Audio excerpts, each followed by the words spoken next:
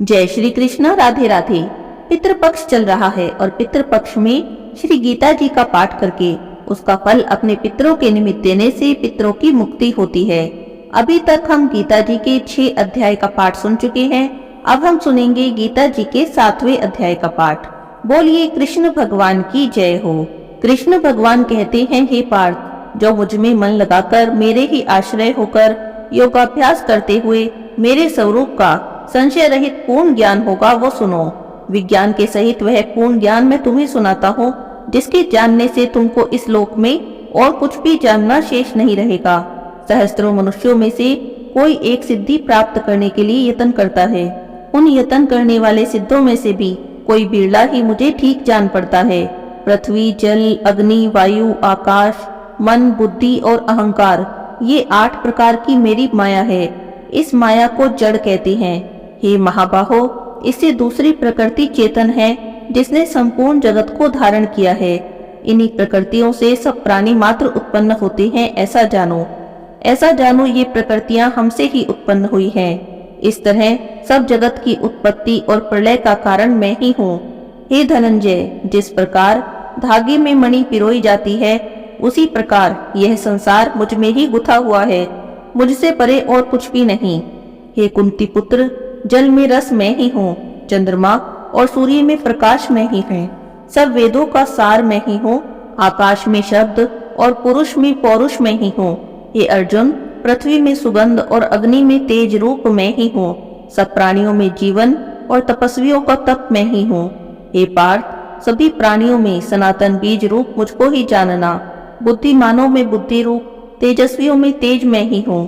हे अर्जुन, काम और रोग रहित बलवान पुरुषों में बल और पुरुषों में धर्म के विरुद्ध न जानने वाला कर्म मैं ही हूँ। जितने भी सात्विक, राजस और तामस पदार्थ हैं, वे सब मुझसे ही उत्पन्न हैं, परंतु उनमें मैं नहीं रहता। ये सब मुझ में हैं। सत्व, रज, तम, इन तीनों गुणों के प्रभाव से यह सारा जगत मोहित हो रहा है। इस कारण इससे परे मुझ अवयव परमात्मा को नहीं जानता। ये मेरी गुणमयी और दिव्य माया अति दुस्तर है। जो मुझको अनन्य भाव से भजते हैं, वे इस माया को पार कर जाते हैं। हे अर्जुन, 4 प्रकार के जीव मुझको भजते हैं, दुखिया, जिज्ञासु, ऐश्वर्य की कामना करने वाले और ज्ञानी। तिनमें मुझे सदा एकाग्रचित और केवल मेरी भक्ति करने वाले ज्ञानी पुरुष श्रेष्ठ हैं, क्योंकि मैं ज्ञानी को अत्यंत प्रिय हूँ और वे मुझे प्रिय हैं। यद्यपि ये सभी भक्त श्रेष्ठ हैं, तथापि ज्ञानी तो मेरी आत्मा ही है, क्योंकि वह मुझ में ही मन लगाकर मुझको ही सर्वोत्तम गतिमान मेरा ही आश्रय ग्रहण करता है। वह ज्ञानी अनेक जन्मों के बाद मुझे पा लेता है। ऐसा महात्मा अति दुर्लभ है, जो सब जगत को वासुदेव में समझे। हे अर्जुन, जो भक्त श्रद्धा पूर्वक जिस जिस देवता का पूजन करना चाहते हैं, उन पुरुषों की उस श्रद्धा को मैं दृढ़ कर देता हूँ। यह उस श्रद्धा से युक्त होकर उस देवता की आराधना करते हैं, फिर उसको मेरे ही रचे हुए कर्मफल प्राप्त होते हैं। परंतु उन अल्प बुद्धि वालों का फल नाशवान है। देवताओं की आराधना करने वाले देवताओं को मिलते हैं। मेरे अविनाशी अत्युत्तम स्वरूप को ना जानकर मंद बुद्धि लोग मुझ अव्यक्त को व्यक्त यानी देहधारी मानते हैं। मैं योग माया से आच्छादित होने के कारण सबको नहीं दिखता हूँ। उसी से मूढ़ लोग अनादि और अविनाशी मुझको नहीं जानते हैं। हे अर्जुन, मैं भूत, भविष्य और वर्तमान के सभी प्राणियों को जानता हूँ, पर मुझे कोई भी नहीं जानता। हे भारत, इच्छा और द्वेष से उत्पन्न होने वाले सुख दुख आदि द्वंद्वों के मोह से जगत के सभी प्राणी भ्रम में फंस जाते हैं। जिन पुण्यात्माओं के पाप नष्ट हो गए हैं, वह पुरुष द्वंद्व मोह से छूटकर दृढ़ निश्चय करके मेरी भक्ति करते हैं। जो आश्रय लेकर जीवन मरण से दूर करने के अर्थ प्रयत्न करते हैं, वे पुरुष ब्रह्म, आत्मज्ञान और संपूर्ण कर्म को जानते हैं। जो अधिभूत, अधिदेव और अधियज्ञ इन सब में व्यापक मुझको जानते हैं, वे समाधि निष्ठ पुरुष मरण काल में भी मुझको जानते हैं। यहाँ पर गीता जी के 7वें अध्याय की कथा समाप्त होती है। अब हम 7वें अध्याय का महात्म्य सुनेंगे। बोलिए विष्णु भगवान की जय हो। एक समय नारायण जी देवी लक्ष्मी से कहते हैं, एक पटेल नाम का नगर था। वहाँ पर संकुकर्ण नाम का एक वैश्य रहता था। वह व्यापार करने को नगर के बाहर कहीं प्रदेश को जा रहा था। रास्ते में उसे एक सांप ने डस लिया, जिससे उसकी मृत्यु हो गई। उसके साथ ही उसकी दाह क्रिया करके आगे को चले। और जब लौटकर घर आए तो उनके पुत्र ने पूछा, मेरे पिता कहाँ हैं? तब वे कहने लगे कि तेरे पिता को तो सर्प ने डस लिया तो वो मर गया। यह सब पदार्थ तेरे पिता का है, तू ये सब ले ले। 1 करोड़ रुपया दिया और उसकी गति कराने को कहा, क्योंकि वह तो अधोगति से मरा था। तब उस बालक ने घर आकर ब्राह्मणों से पूछा कि सर्प के डसे हुए मरे की गति कैसे करनी चाहिए। तब पंडित कहने लगे, नारायण बलि क्रिया कराओ, उड़द के आटे का पुतला बनाओ, चुनियों चढ़वाओ। जैसी विधि पंडितों ने कही तैसी उसने करी। बहुत बड़ा यज्ञ किया, बहुत से ब्राह्मण जिमाए, श्राद्ध पिंड पत्तल कराया। बाकी द्रव्य जो बचा चारों भाइयों ने बांट लिया। एक पुत्र बोला, जिस सर्प ने मेरे पिता को काटा है मैं तो उसको मारूंगा। उसने व्यापारियों से पूछा, मुझे वह स्थान बताओ जहां पर मेरा पिता मरा था। तो व्यापारी कहने लगे, चल हम तुझे दिखाते हैं। और उसे वहां ले जाकर खड़ा कर दिया। देखे तो वहां एक सांप की बांबी है।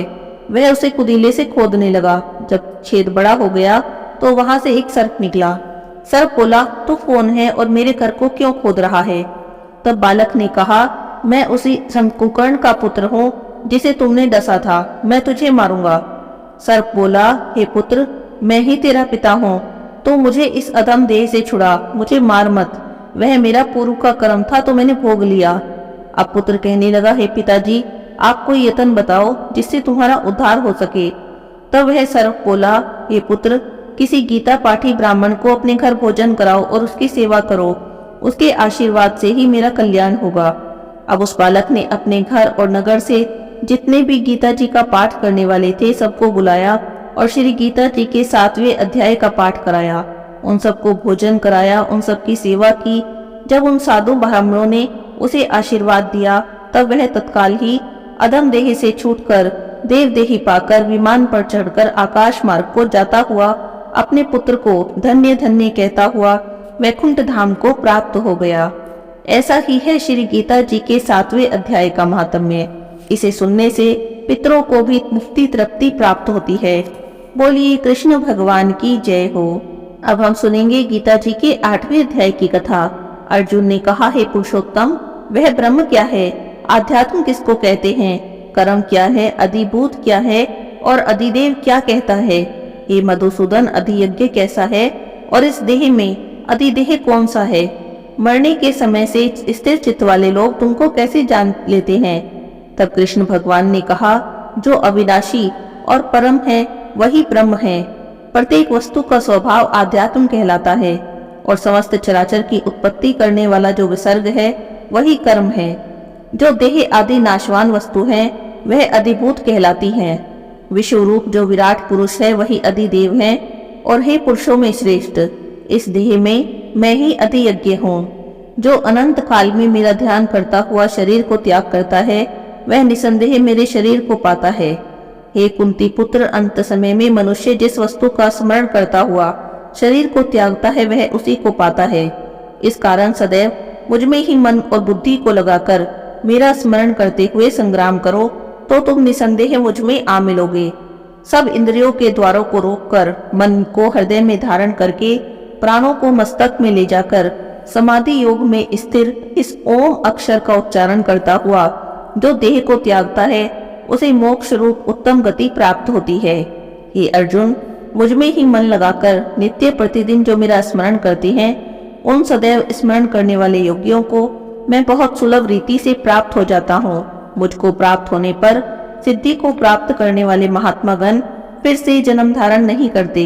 हे अर्जुन, ब्रह्मलोक आदि जितने भी लोक हैं वहां से लौटना पड़ता है, परंतु मुझसे मिलने पर फिर जन्म नहीं होता। हजारों महायुगों का एक दिन होता है, हजारों महायुगों की एक रात्रि ब्रह्मा की होती है। जो इन बातों को जानते हैं वे सब ज्ञाता हैं। ब्रह्मा का दिन होने पर अव्यय से सब व्यक्तियों का उदय होता है और रात को उसी में एक हो जाता है। हे पार्थ, समस्त चराचर की वस्तुओं का यह समुदाय दिन में बार बार उत्पन्न होकर रात्रि के आगमन में लीन हो जाता है। इस अव्यक्त से परे दूसरा सनातन अव्यक्त है जो इन सब के नष्ट होने पर भी कभी नष्ट नहीं होता। उस अव्यक्त को ही अक्षर कहते हैं। वही परम गति है जिसको प्राप्त करके फिर संसार में नहीं जन्मते, वही मेरा परम धाम है।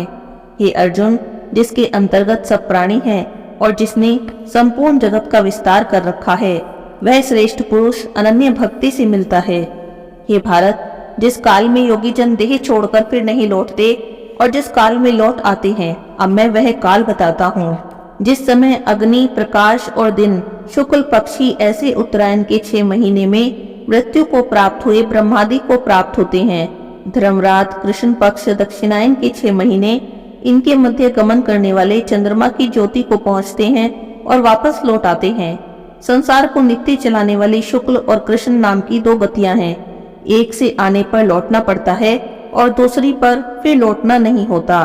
हे अर्जुन, योगी इन दोनों तत्वों को जानता है, इसी से मोह में नहीं पड़ता। अतएव हे अर्जुन, तुम सदा योग युक्त हो।